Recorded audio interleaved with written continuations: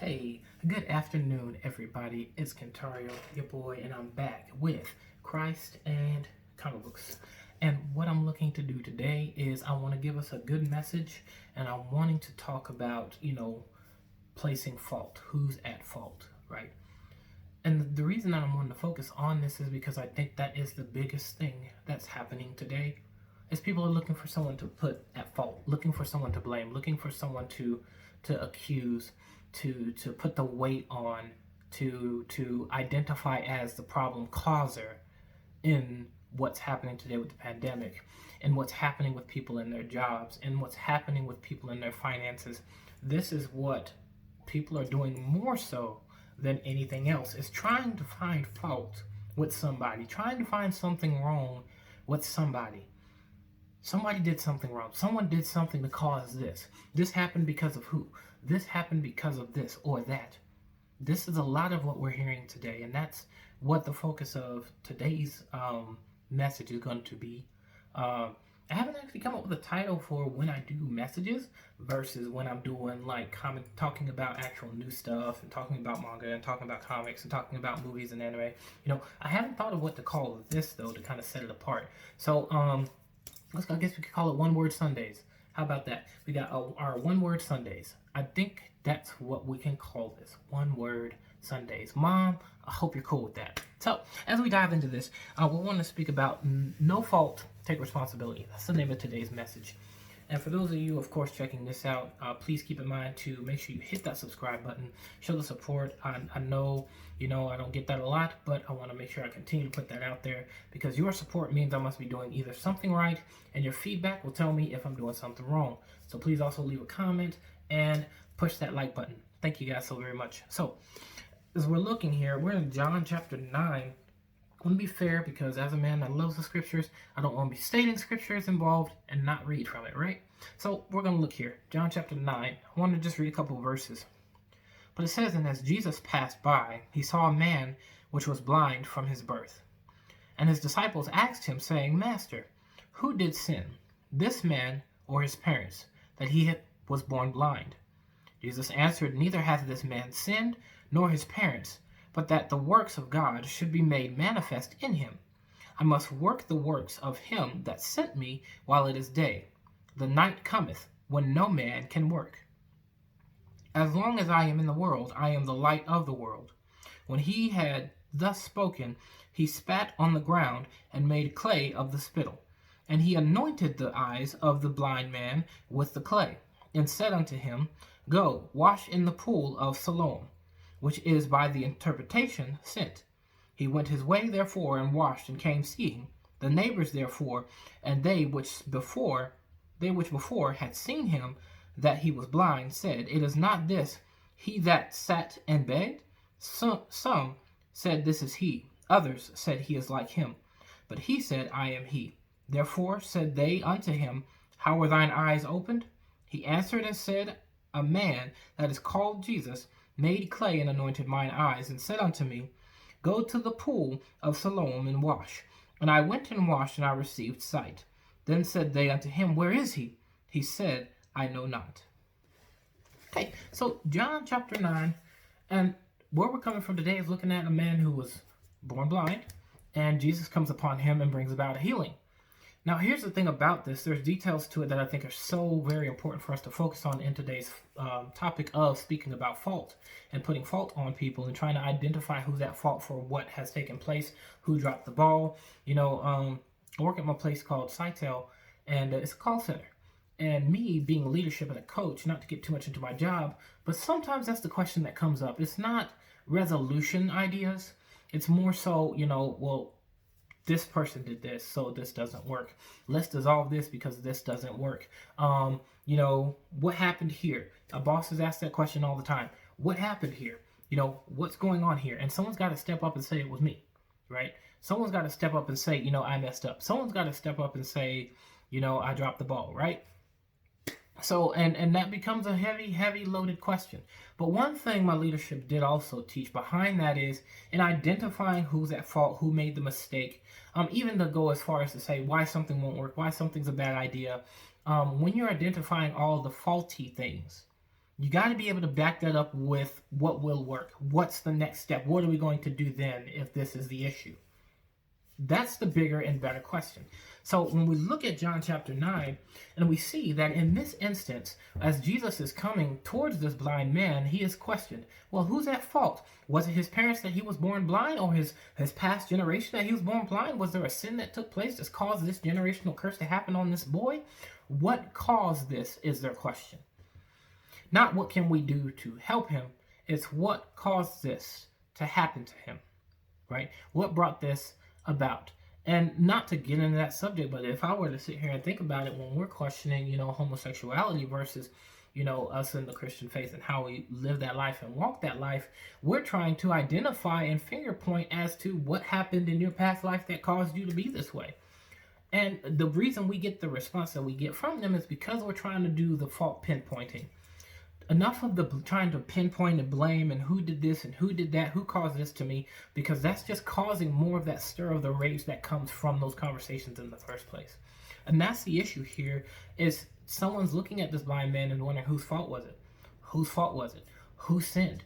Who made the mistake? Who was it? But Jesus responds by saying, again, neither has this man sinned or his parents, but the works of God should be made manifest in him. So what he's saying is, instead of me focusing on, who's at fault, my focus is going to be on what can be brought about by me doing something about it, right? Jesus in this moment took responsibility for being able to heal this man. He took ownership of, I'm going to fix it. I am easily able to identify the root cause of it, and of course it is sin. And so to the high level of it, the core, back to the beginning, everything that led up to this, sin. Sin is the core of it. If we're trying to identify a specific individual, you're focused on the wrong thing, because there is no specifying the specific individual, because again, it goes all the way back to when sin began. So you can't pinpoint if it's family, if it's a generational curse, who made the mistake, who needs to make the sacrifice to repent for this, who is it on? That's not the question. Now we're in this instance of, well, I am going to bring about the works of God, because now God can get the glory out of this. There's going to be fruit out of me actually dealing with this, rather than asking the question of who brought this on you in the first place. So when we're focusing on fault more than we're focusing on who's going to fix it or what can we do to fix it, we're putting more burden on people than we are bringing about a salvation, bringing about a restoration, bringing about a deliverance. Even in deliverances, yes, they want to identify what's caused these things to happen, but at the same time, we're fighting to release the people from the trap that they've been found in whenever they are stuck in these situations. That's one of the scarier things about it. Now, some of you are probably there thinking, it's like, well, someone did do it. You're right. Something led to him being blind.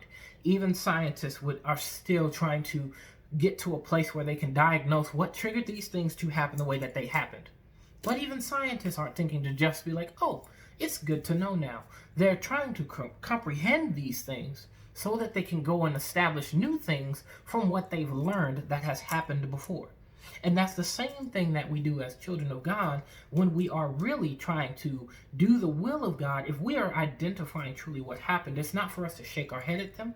It's not for us to say, oh, that's something else I'm doing better than them about. It's something for us to connect with them and identify and bring about a restoration for the people involved. And that's what Jesus did for this blind man. He gave him instruction for him to be healed and to be restored. Now, what was key about this isn't whether or not, man, my leg is itching. I don't know why, people. Jesus. So the crazy thing about it is, Jesus wasn't the only one that took responsibility in this. It was the other person who was afflicted, needing to take up some ownership to be able to bring about his own restoration. Him taking ownership, him having a faith in that what Jesus had instructed him to do would work, led to him being healed. Had he not gone to the river to wash off the clay, where Jesus told him directly to go, and he went somewhere else, we couldn't guarantee that man was going to have vision. We could not guarantee that man was going to have vision. But what would be determined is that disobedience would be, again, leading him back into the same cycle, which led to him being blind in the first place, which again is sin. because disobedience is an act of sin. Disobedience is what led to the original sin. Adam didn't do what he was called to do, which was lead his wife to not partake from the tree, and he himself not partaking of the tree went against what God had instructed him to do.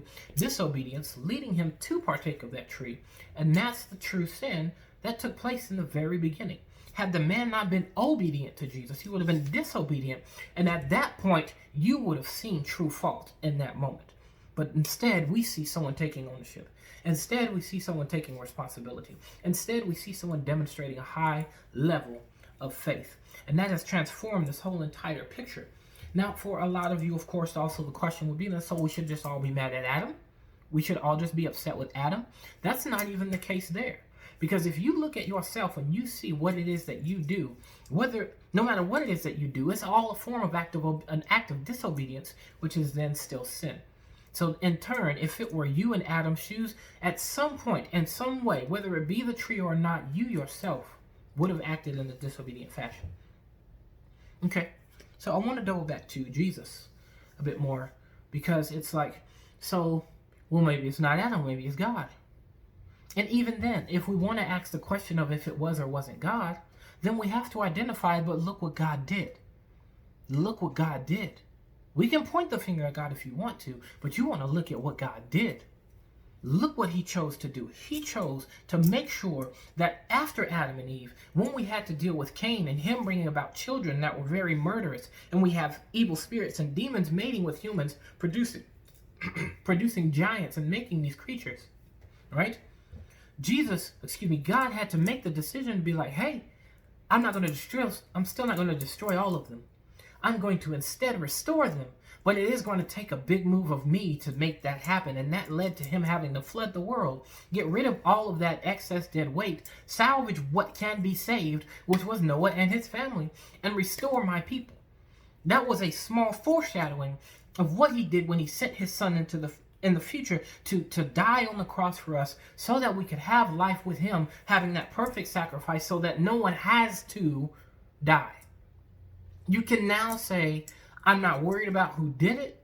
I'm not worried about who made the mistake, because God's not looking at you and saying, you made this mistake. You are jacked up. I don't want you. He's saying, this is what happened.